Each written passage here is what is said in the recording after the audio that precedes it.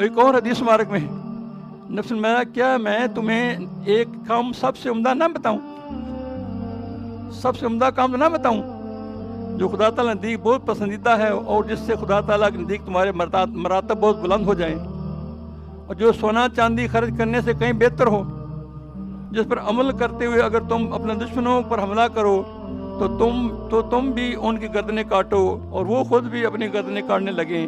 صحابہ کہ یا رسول اللہ صلی اللہ علیہ وسلم وہ تو ضرور بتائیے۔ میں اللہ تعالیٰ کا ذکر سب سے اعلیٰ ہے۔ اب بتاؤ کتنی چیزیں اوپر شمار کی، یہ کوئی کہانی کے ساتھ نہیں ہے، یہ حدیث مبارک ہے۔ پھر ہم ذاکر ہی ہیں یار، پھر اپنا کام تو کرو، ذکر والا کام کرو۔ اللہ ایک اور حدیث مبارک میں ہے کہ ذکر اللہ پر کوئی صدقہ بھی سبقت نہیں لے جا سکتا۔ ہم صدقے کرتے ہیں نا، صدقہ کرنا چاہیے نا۔ وہ جب آخرت میں جائے گا نا آدمی اور تمنا کوئی نہیں کرے گا۔ صدقے کی کتنی اہمیت ہے کہ وہاں کہے گا اللہ ربی مجھے واپس بھیج، میں صدقہ خیرات کیا رکھوں اور صالحین میں سے ہو جاؤں۔ دو چیزوں کی تمنا کرے گا، کیا؟ صدقہ خیرات کر کے ہوں اور صالحین میں سے ہو جاؤں۔ یعنی صالح بننا کتنی سعادت ہے اور صدقہ کرنا کتنی سعادت ہے، اس کا یعنی دیکھے گا نا، اس کا دیکھے گا یہ برکتیں، پھر یہ تمنا کرے گا۔ اب ادھر فرما رہے ہیں کہ ذکر اللہ پر صدقہ بھی سبقت نہیں لے جا سکتا، اللہ کے ذکر پر صدقہ بھی سبقت نہیں لے جا سکتا۔ تو گویا ذکر کتنی اہمیت والا ہو گیا۔ ہر غریب میر بادشاہ فقیر کر سکتا ہے، عورت مرد ذکر اللہ کا جی نہیں سمجھ، اور یہ ذکر تو ویسے ہی بندہ کر سکتا ہے، یہ ذکر تو دائمی ذکر کر سکتا ہے، قلبی ذکر تو اٹھتے بیٹھتے سوتے جاگتے۔ اللہ اگر ذاکر کو چاہیے کہ اللہ تعالیٰ کے ذکر مثل کفتن آتش زدہ پرندہ کے کرے، آتش زدہ پرندہ کے کرے، اللہ کے ذکر ایسے کرے۔ اس پرندے کا حال یہ ہے کہ یہ لکڑیوں کا انبار جمع کرتا ہے، اس کے درمیان بیٹھ کر اللہ کا ذکر شروع کر دیتا ہے اور ذکر ہو میں مشغول ہو کر ہو کے ساتھ سانس نکالتا ہے،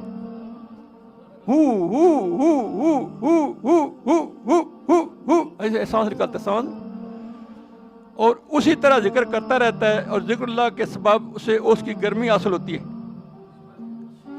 اس کی گرمیوں سے لکڑی میں آگ لگ جاتی، وہ بھی جل جاتی، بعد اس خاک پر بران رحمت برستی ہے، اللہ کی رحمت کی بارش برستی ہے وہ سوا کے اوپر۔ اللہ تو اس خاک سے ایک انڈا پیدا ہوتا ہے، سمجھ آ رہی؟ اور اس انڈے سے ایک بچہ نکلتا ہے۔ جب بچہ باپ کی جگہ پہنچتا ہے، یعنی بچہ جب بڑا ہو جاتا ہے تو وہ بھی اس طرح ذکر شروع کر دیتا ہے اور جل کر سوا ہو جاتا ہے، اور یہ سلسلہ عبداللہ تک جاری رہتا ہے۔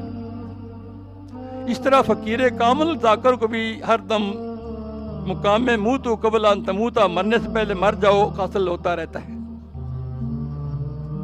مرنے تو پہلے مار کے باہو حق دی رحمت بچاتی ہوں۔ کیا مطلب کوئی زندہ کو اپنا سانس تو نہیں گھونٹ لینا کہ میں مر جاؤں، ایسے نہیں ہے، اپنی خواہشوں کو مار دے،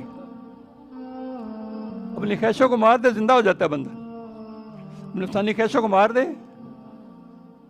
اب دیکھا وہ ہم اس سے گئے گزرے ہیں، ہمیں گرمی نہیں آتی، ہمارے سینے ٹھنڈے ہوئے پڑے، یہ نہیں پرندہ وہ ذکر کر کر اتنے گرم لکڑیوں کو آگ لگا جاتا ہے، وہ ذکر کی گرمی سے اللہ کی تجلیات جو آتی ہیں۔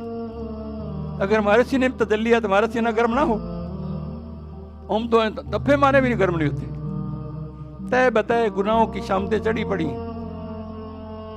ہوجا مارے ایسے دل میں سوسا کرو، تھپڑ مارو، ایسے کرو، مکے مارو، سب کوئی اثر نہیں ہوتا،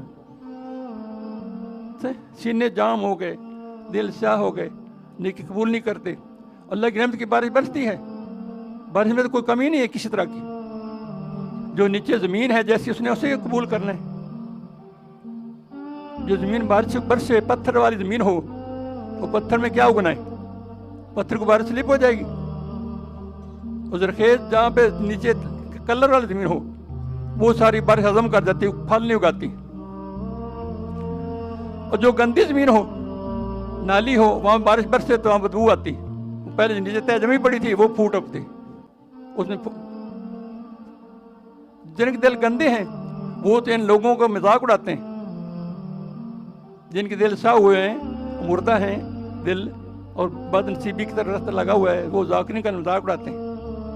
اب بارش تو برس رہی ہے لیکن جو نیچے اثر ہے گندی نالی کا وہ پھوٹ پڑتا ہے، اور جو زرخیز زمین ہو، زرخیز زمین ہو، وہاں بارش برسے خوب پھوگ اگلتے ہیں، باغ اگتے ہیں، لہراتے پھل اگتے ہیں، کھیتیاں اگتی ہیں، لوگوں کو فائدہ دیتی